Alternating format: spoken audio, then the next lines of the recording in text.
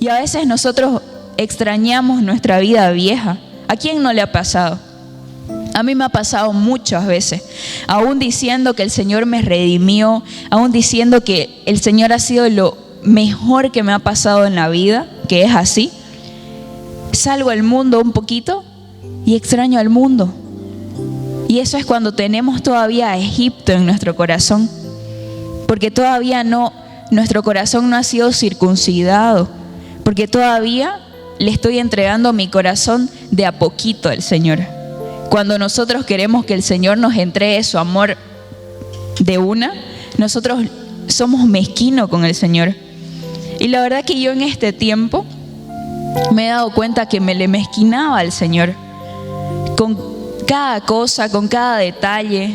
Incluso a veces me tocaba hablar a personas del mundo o a inconversos, y terminaba de hablar y el Señor me decía, ¿y yo? Me decía el Señor, y me daba cuenta que mis charlas eran naturales, que todo lo que yo decía era dándole mérito a otras cosas, y me olvidaba de Jesús.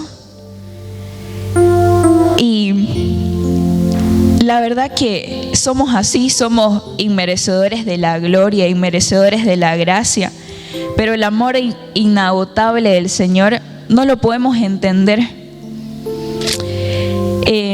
Y esto es un síndrome, si se puede decir, o un primer aspecto de una mujer adúltera.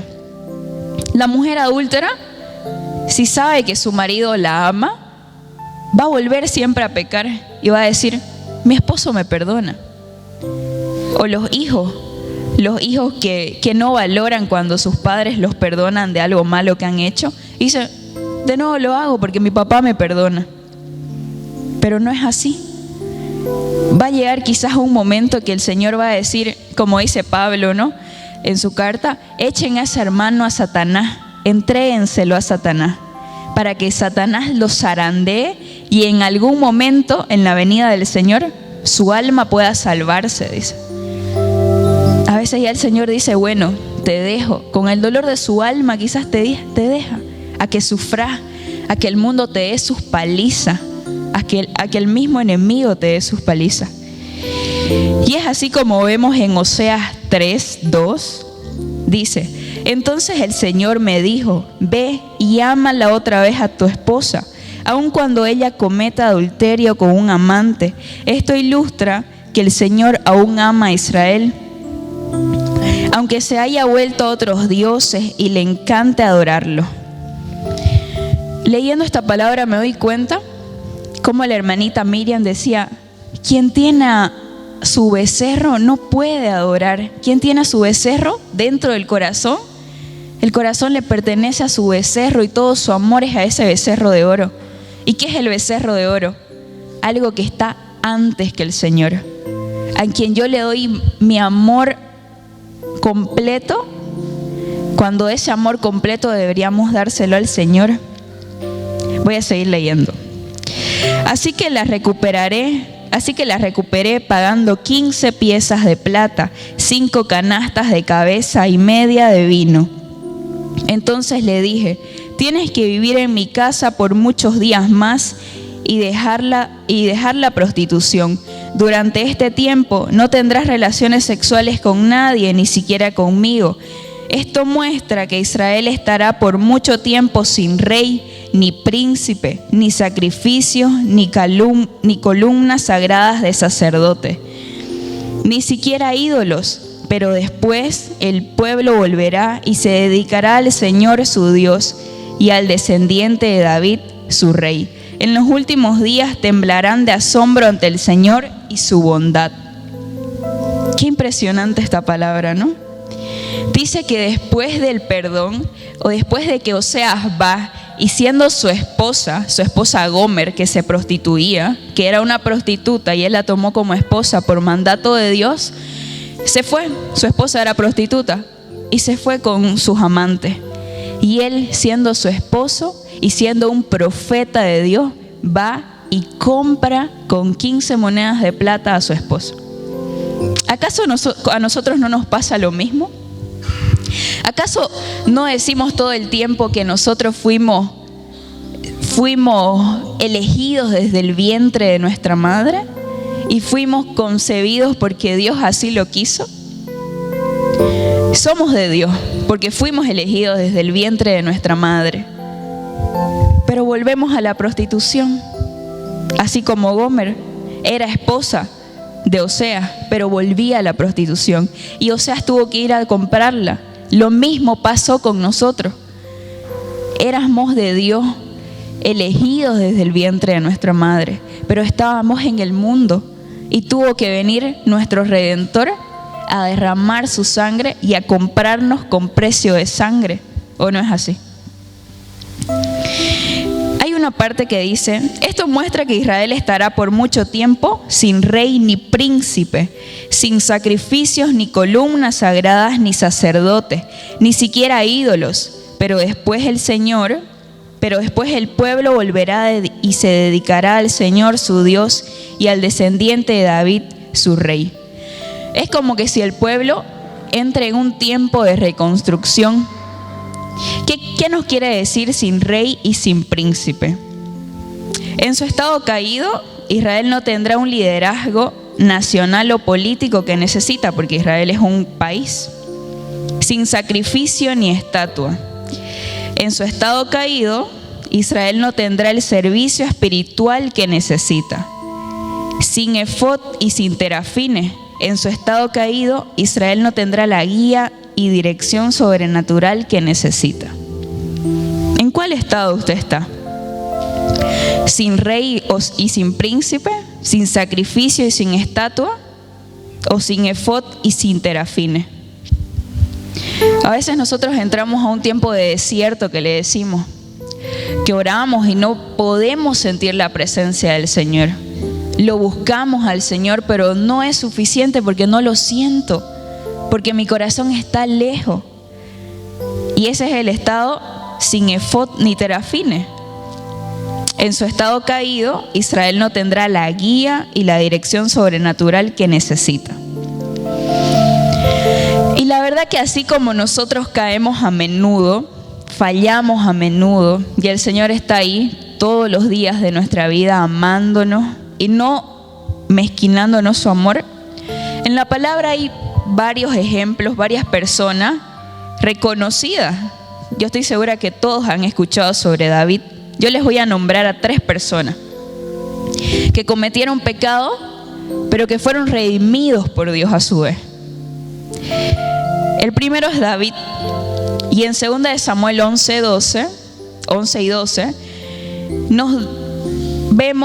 podemos leer sobre un episodio oscuro en la vida de David. David desde niño fue un pastor de ovejas, muy dedicado a su trabajo, muy dedicado a su familia. Y por eso Dios lo escogió como rey y sucesor de Saúl. Era un niño todavía cuando subió a ser rey.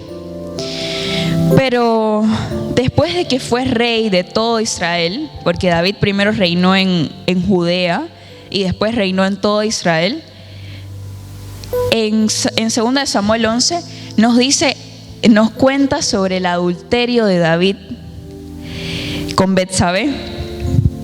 Y esto nació solamente por ver bañarse a Betsabé por una ventana de esa. Desde ahí comenzó el pecado de David. Y no fue solamente un pecado, sino fueron 2 o quizás fueron más.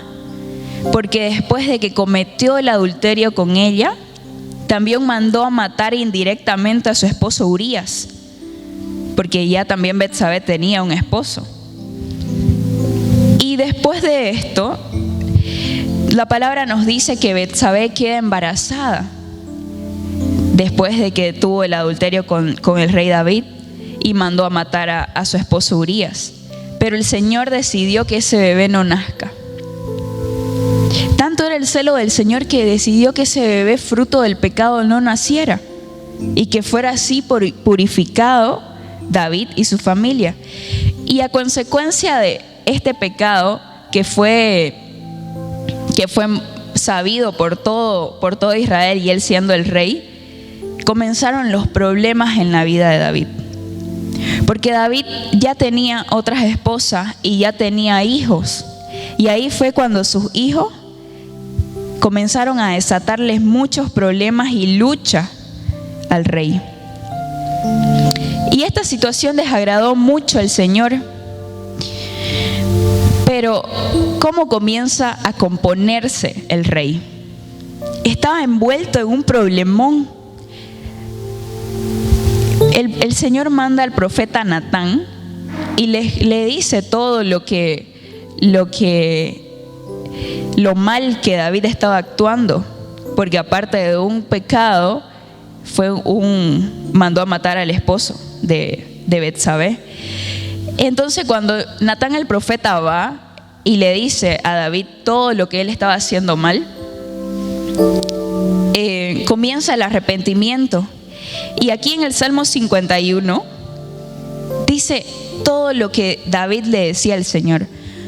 Dice: purifícame de mis pecados y quedaré limpio, lávame y quedaré más blanco que la nieve, devuélveme la alegría y deja que me goce, ahora que me has quebrantado. No sigas mirando mis pecados, quita la mancha de mi culpa. Crea en mí, oh Dios, un corazón limpio y renueva mi espíritu fiel dentro de mí. No me expulses de tu presencia y no me quites tu Espíritu Santo. Anoche yo estaba charlando con un hermano y él me decía, cuando nosotros recibimos el Espíritu de Dios, lo llevamos dentro. Pero, ¿cómo actuamos si sabemos que el Espíritu de Dios va dentro de nosotros o va de nuestro lado? Y él me daba el ejemplo, es como una palomita. Si voy con la palomita que representa el Espíritu de Dios, estoy cuidando que la palomita no se caiga. Estoy cuidando que esa presencia se quede dentro de mí, se quede conmigo, vaya conmigo. Y el Señor dice en su palabra, Él es un tesoro y nosotros somos vasijas de barro. Nosotros no tenemos ningún valor. El único valor que tenemos es ese tesoro que el Señor nos dio. Imagínese usted, viene un presidente, el presidente de Estados Unidos, pongámosle, y le dice, yo te voy a dar algo y de vos depende el mundo entero. De este tesoro que yo te voy a entregar depende el bienestar de todo el mundo. ¿Qué va a hacer usted con eso? Si usted lo tiene, ¿cuál es la arma más poderosa que podemos usar? Podemos tener muchas armas que el Señor nos da, pero yo creo que la más poderosa es la que el Señor nos mandó a hacer: vayan y prediquen mi evangelio a toda criatura. ¿Estamos predicando el evangelio del Señor a toda criatura? Porque en el mundo hay mucha necesidad. Nosotros mismos que estamos aquí en la zarza ardiente del Señor tenemos mucha necesidad de Él. Yo estaba ahí en el Espíritu y yo solo le decía, Señor, lléname, llena mis odres. Que estos odres que quizás están viejos se renueven con Él, se renueven con la presencia y pueda ser un odre nuevo para recibir el vino nuevo, dice la palabra. Y yo le decía, Señor, lléname. Señor, quiero ser un vaso, le decía. Quiero ser un vaso que esté llenito de tu presencia para que venga un sediento en algún momento y yo poder darle de beber, porque soy un vaso. ¿Quién más quiere ser un vaso? ¿Quién más quiere ser ese instrumento de vida eterna? Y solamente somos instrumentos. Cuando un instrumento, ¿qué podemos decir? Un instrumento, un bisturí, digamos. Si el doctor entra a una operación y sale, le dan la gloria al médico, ¿no ves? No dicen, por el bisturí. Nunca piense que la gloria va a ser para usted. Toda la gloria siempre va a ser para el Señor. Y bueno, El arrepentimiento de David nos refleja en el Salmo 51 cómo David se desgarra las vestiduras. Dice que David se tiraba al piso y berreaba y zapateaba y lloraba y se desgarraba. Y esto formó un hombre conforme al corazón de Dios. Y esto es lo que logra el perdón de Dios, que nos acerca más a Él y nos impulsa a ser transformados para llegar a ser todo lo que Él quiere que seamos. Todo lo que Dios quiere que seamos. Quizás eso que Dios quiere que seamos nos va a chocar todos los días de nuestra vida. Pero ahí está el morir. Ahí está el morir a mí para que Dios viva dentro de mí. Quizás yo lo que esté viviendo hoy o lo que usted esté viviendo hoy no sea lo que usted quiere vivir, porque usted quiere tener una vida hermosa. Pero quizás el Señor primero quiere apretarte y quiere deshacerte y quiere derrumbarte para que cuando estemos en ruina, Él pueda construir algo nuevo. El segundo ejemplo es Pablo. Dice en Hechos 8:1: aquel día se desató una gran persecución contra la iglesia en Jerusalén, y todos, excepto los apóstoles, se dispersaron por las regiones de Judea y de Samaria. Unos hombres piadosos sepultaron a Esteban e hicieron gran duelo por él. Saulo, por su parte, causaba estragos en la iglesia. Entrando de casa en casa, arrastraba a los hombres y a las mujeres y los metía a la cárcel. Y a pesar de todo esto que hacía Saulo, Dios tenía sus ojos puestos en él.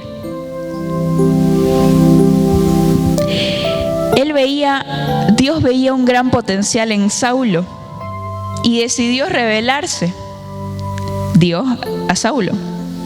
Y donde todos los otros cristianos veían un corazón duro y despiadado, Dios veía un hombre para ser usado por él. Dios veía un propósito en Saulo. Dios veía un corazón sediento de él y con un propósito, una oportunidad para transformar una vida dándole un nuevo sentido. Cuando Saulo dejó de ser Saulo y se encontró con Jesús y fue llamado Pablo, los cristianos ni siquiera podían confiar en él, porque él era el que entraba a las casas, los sacaba y los metía preso. Entonces, ¿qué confianza va a haber en que una persona que era así de decidida en matar y en apedrear, porque él mandó matar a Esteban, qué confianza va a haber de los otros cristianos con él? ¿Qué tarea difícil les puso el Señor tanto a Saulo como a los otros cristianos? Porque a los otros cristianos les tocó confiar en Dios. Y es así como el Señor ve en nosotros un potencial, aún nosotros siendo lo peor del mundo. Quizás tenemos un carácter tan tonto que nos hace ser infelices a nosotros mismos, porque una persona que tiene un carácter feo no puede ser feliz ni él mismo, ni puede ser feliz las otras personas que los rodean. Yo soy testigo, la verdad, tenía un carácter muy duro, impulsivo, no sé. Pero el Señor veía en mí un tesoro. Pero el Señor veía en mí una persona la cual podía demoler y dejarme en ruinas para reconstruirme y darme su tesoro. Y un tesoro el cual, voy a serle sincera, muchos días desde que conocí y recibí ese tesoro no lo he cuidado. No lo cuidé, porque quizás teniendo ese tesoro hacía cosas que no favorecían el crecimiento de ese tesoro, o iba a lugares donde Jesús no puede pisar. La vida de Saulo no volvió a ser igual después del encuentro con Dios. al igual que la mía, al igual que la de usted, al igual que la de usted, al igual que la de usted. Nuestra vida no vuelve a ser igual después de un encuentro genuino con Dios. De perseguidor pasó a ser un fiel seguidor de Jesús. Ese mismo celo que tenía antes por perseguir a los cristianos, lo usó para hablar de Dios, del sacrificio de Jesús y del cambio que había experimentado. A muchos cristianos les costó aceptar como parte de la iglesia, sospechaban de él, pero Saulo, ahora Pablo, continuó siendo fiel a Dios y ayudando a expandir el mensaje de salvación. Porque fue Saulo el que prácticamente se movió más de todos los cristianos y formó más iglesia. La tercera persona que falló, pero se redimió por el arrepentimiento, fue Pedro. Dice en Mateo 4:18: mientras caminaba junto al mar de Galilea, Jesús vio a dos hermanos, uno era Simón llamado Pedro y el otro Andrés. Estaban echando la red al lago, pues eran pescadores. Vengan, síganme, les dijo Jesús, y los haré pescadores de hombres. Al instante dejaron las redes y los siguieron. Y en Lucas 22:31 dice: Simón, Simón, mira que Satanás ha pedido zarandearlos a ustedes como si fueran trigo, pero yo he orado por ti para que no te falle tu fe, y tú, cuando te hayas vuelto a mí, fortalece a tus hermanos. Señor, respondió Pedro, estoy dispuesto a ir contigo tanto a la cárcel como a la muerte. Pedro, te digo que hoy mismo, antes de que cante el gallo, 3 veces me negarás. Jesús sabía lo que sucedía. Por eso dice la palabra que oró por Pedro, para que su fe no falle. Jesús mismo oró, pero Pedro le decía: Señor, yo estoy dispuesto a ir contigo a donde sea. Señor, yo estoy dispuesto a irme preso. Señor, yo estoy dispuesto a morir contigo. Él sabía que Pedro lo negaría y por eso oró por él, para la fortaleza de su fe. Pero dentro de todo esto, yo no me imagino, la verdad, lo que le pasó a Pedro cuando lo acusan y le dicen: este hombre iba con él, este hombre, y él le dice: no, mujer, ¿qué hice? Y 3 veces. Y Pedro no se daba cuenta, no se daba cuenta. Quizás porque habitó todos los días de su vida junto al maestro, pero todavía el maestro no habitaba en él, pero sí junto a él, pero no en él, como nosotros. En nosotros habita el maestro y nosotros sí nos podemos dar cuenta de los pecados. Nosotros sí tenemos esa conciencia de pecado. Pedro no se dio cuenta las 3 veces que lo negó, hasta que el gallo cantó. Cantó el gallo y dice que Pedro buscó al maestro y el maestro le estaba mirando a los ojos. Jesús ya estaba ahí, chicoteado, ya estaba sangrando, ya lo estaban flagelando. Y Pedro lo estaba negando. ¿Cómo sería la mirada de tu maestro, la mirada de tu Salvador después de que lo negaste? Qué duro, ¿no? Pero Pedro en ese instante se dio cuenta de su error. ¿Y qué hizo? Dice la palabra que Pedro se fue y lloró amargamente. Ese llanto amargo cuando estamos en la presencia del Señor, ese llanto amargo cuando le clamamos: Señor, perdóname, ese llanto amargo que sale de nosotros para lavarnos. Porque yo siento que cuando lloro en la presencia del Señor, o cuando lloro con Jesús, mis lágrimas me lavan. Y yo lo siento así, y yo le digo al Señor: Señor, lávame, Señor, bañame de todo. Porque no nos damos cuenta cuando nos estamos alejando del Señor. Pero sí hay algo dentro de nosotros que nos dice, o que nos hace sentir, o que nos advierte. La hermana el hermano Aarón decía, este grupo debe estar lleno. Hay muchas sillas vacías y cada silla es un alma. Pero nos estamos preocupando en que las almas lleguen a sentarse en esta silla. ¿Quién ha invitado a alguien? Que levante la mano. ¿Quién ha invitado a alguien para que venga hoy aquí? Amén. Amén. 4 personas. 4 personas. ¿Acaso no estamos siendo egoístas?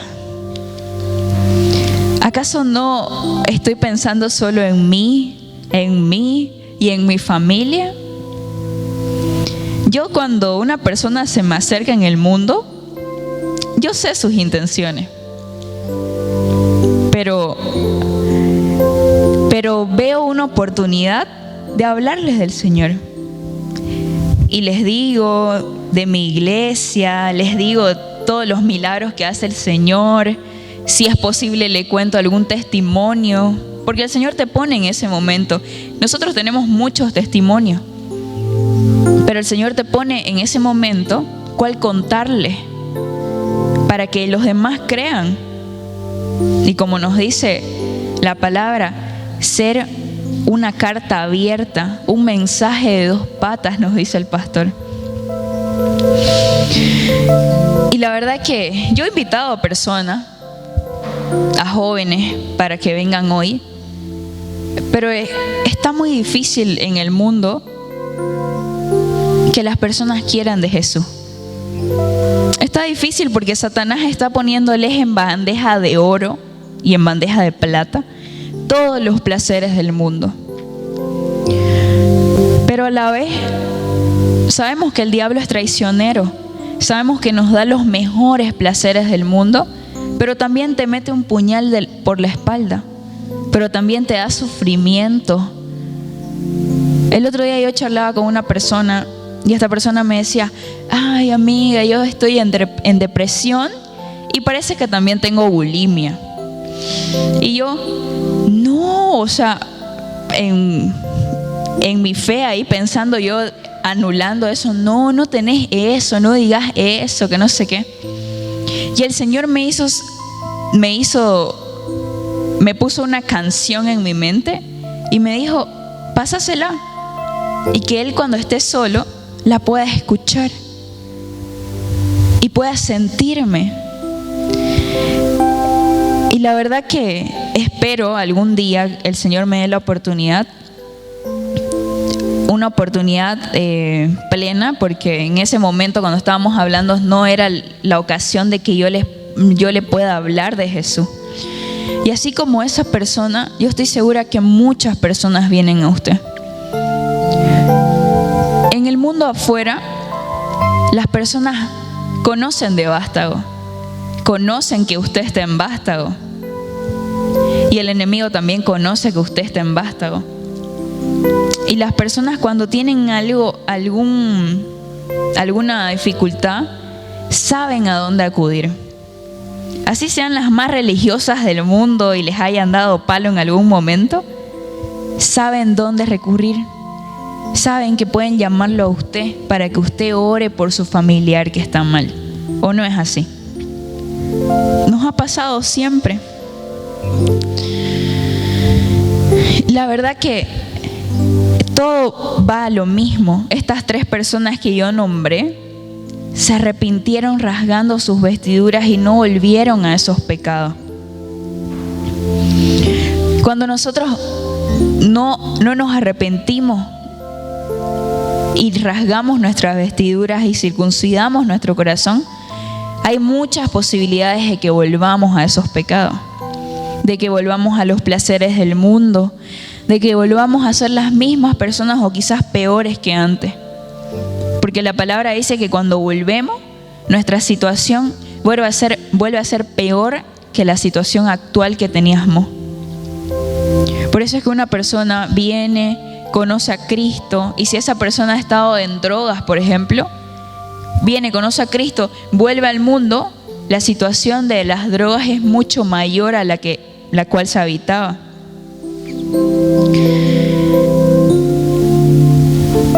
nosotros, ¿qué es lo que tenemos que buscar si llegamos a fallar? Aunque ya no deberíamos llegar a fallar.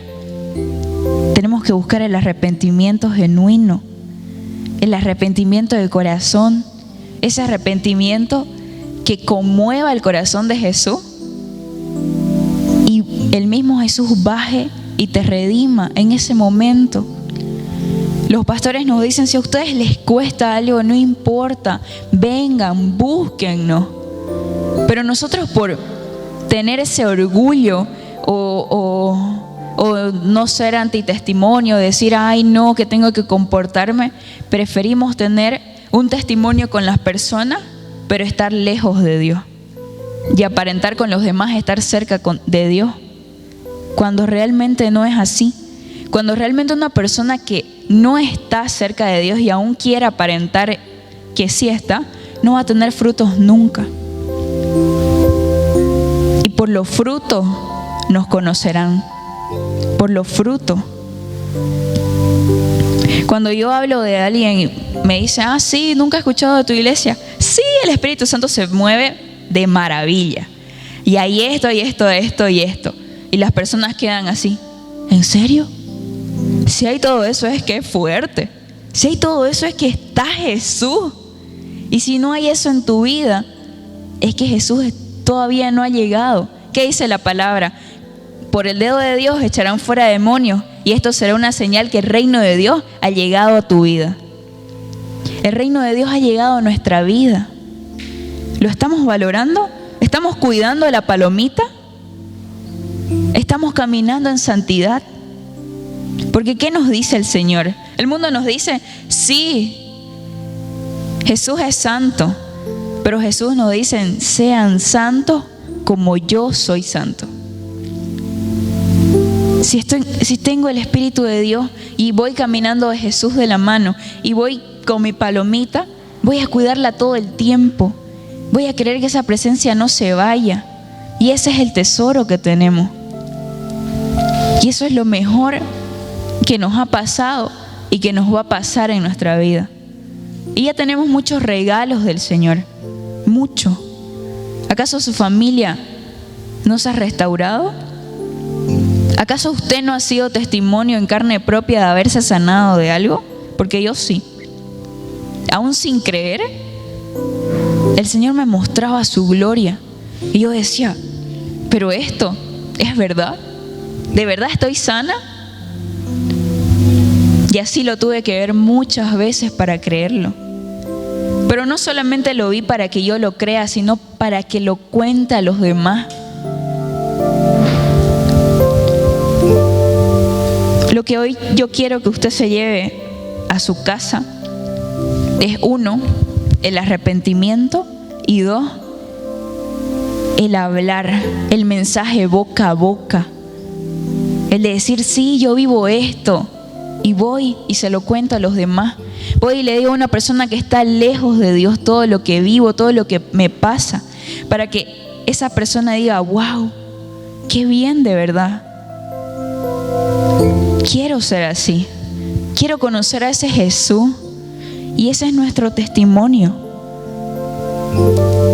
Y eso es ser un mensaje, una carta abierta, una carta que los demás puedan venir a leernos, dice Pablo. Y eso es todo lo que hoy tengo que decirles. Espero que este mensaje no se les vaya, no se les olvide y lo puedan poner en práctica. Amén. Amén.